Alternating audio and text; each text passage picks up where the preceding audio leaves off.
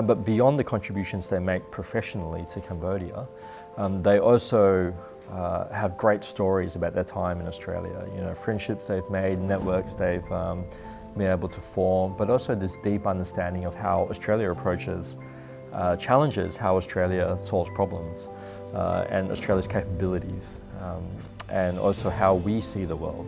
At the same time, they've also been able to explain to Australians Cambodia's rich history and culture, and also its, its capabilities, the opportunities here in Cambodia.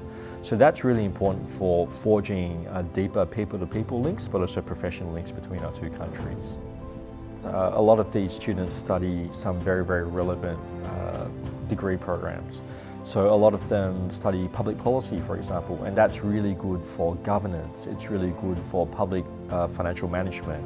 It's really good for policy making in Cambodia. So it really helps build the government sector. But many others also study very relevant degrees like food and agricultural sciences, or they study things like information technology or data sciences, or they study things like mechatronics and advanced manufacturing. So these things are really important to help support the industries of the future that Cambodia wants to move into. So that's very important. The other important thing is that we put a lot of emphasis on ensuring equitable access to these scholarships. So over the last 5 years, 55% of our Australia Award scholars have been women.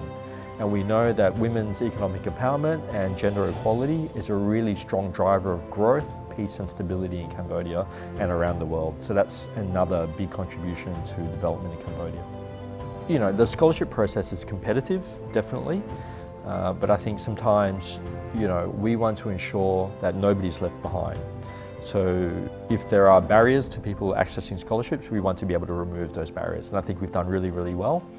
As I said earlier, 55% of our scholars over the last 5 years have been female.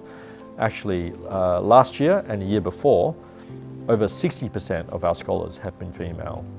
And so I think we've been able to do a very, very good job in supporting female participation in scholarships. We continue to believe that the scholarships program is very important, so that will be something that we will continue to focus on. We are looking at how education partnerships, like I described before, like joint degree programs and Australian curriculum here, can help to strengthen quality in Cambodia as well. Because we know that when you have these partnerships, you also have to work with your partners here in Cambodia to do mentoring, to do accreditation, to do things like material sharing, and that will naturally help improve education here in Cambodia as well. We are looking at other options to support human capital development in Cambodia, but again, it's too early for me to talk about that. Firstly, we offer lots of scholarships, right? And through our scholarships, it doesn't matter if you come from a private school or a public school, you can still apply for these scholarships. Now, we are aware that some groups are a bit more marginalised and it's harder for them to be able to meet some of the requirements of our scholarships. So we have this thing called an Equity Pathways program, where we support marginalised groups like women, people from Indigenous and ethnic minority backgrounds, people from rural and regional areas in Cambodia, people with disabilities, or people from LGBTQIA+ groups, and we work with them to help them to more easily meet the requirements of the Australia Award scholarships. We're really, really proud of our alumni who have studied in Australia and come back to Cambodia. They have achieved some very amazing things in this country. We see many, many senior officials in government. We have deputy prime ministers, we have ministers, we have heads of agencies, but also entrepreneurs, heads of NGOs, economists, and health professionals, all sorts of people who have come back and really contributed very strongly to growth and development in Cambodia. So that's something that we want to keep encouraging, and we want to be able to keep partnering and being an education destination of choice for many Cambodians.